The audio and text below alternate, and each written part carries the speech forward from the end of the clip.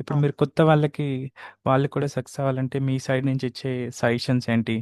Like మీకు ఈ kind of mistake చేశారు అని రియలైజ్ అయి ఉంటారు కదా కోర్స్ కంప్లీట్‌లో. నేను ఇలా అవును. కొంచెం నేర్చుకుంటే ఇంకొంచెం తొందరగా జాబ్ క్రాక్ చేసేవాడిని. సో, ఆ ఓకే. పాయింట్ ఆఫ్ వ్యూలో మీ సైడ్ నుంచి ఇచ్చే సజెషన్స్.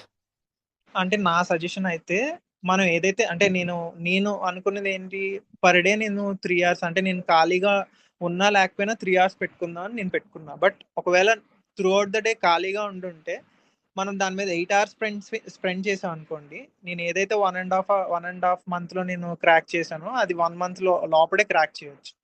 సో, హ్మ్. నేను అక్కడ మాక్సిమం టైమ్ ఇప్పుడు అసైన్‌మెంట్ నేనిచ్చింది, చేసేసాను కదా! అక్కడితో వదిలేయకుండా నేను ప్రీవియస్ అసైన్‌మెంట్స్ కూడా చెక్ చేసుకొని ఉండుంటే, రిమైనింగ్ కూడా నేను ఓవరాల్‌గా అంటే ఇప్పుడు ఒక 4 అసైన్‌మెంట్స్ ఇచ్చారు 4 డేస్‌కి. ఫస్ట్ డేది కూడా ఫోర్త్ డేలో మళ్ళీ ఒకసారి రివైజ్ చేసుకున్నట్టు ఎళ్తే ఈజీగా ఉంటది జాబ్ కూడాను.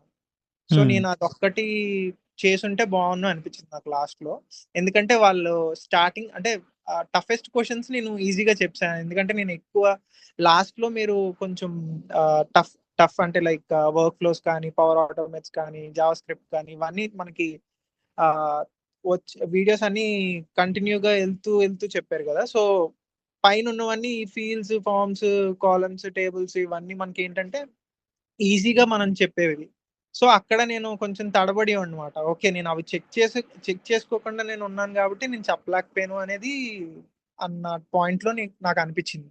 నేను కొంచెం ఎక్స్‌ట్రా టైము ఆ ముందీట్లి మీద గూడా నేను చెక్ చేసుకొని ఉండుంటే వాటిలికి కూడా ఫాస్ట్‌గా ఆన్సర్ ఇచ్చేవాడిని. అదొక్కటే నేను చెప్పగలను. ఓకే. ఓకే. సో, ఎక్కువగా టైమ్ అనేది స్పెండ్ చేసి అసైన్‌మెంట్ చేస్తే సక్సెస్ అవ్వటం not a big deal big మన డీల్. యాహ్! కోర్స్‌లో. యాహ్! యాహ్! సో, ఇప్పుడు మీరు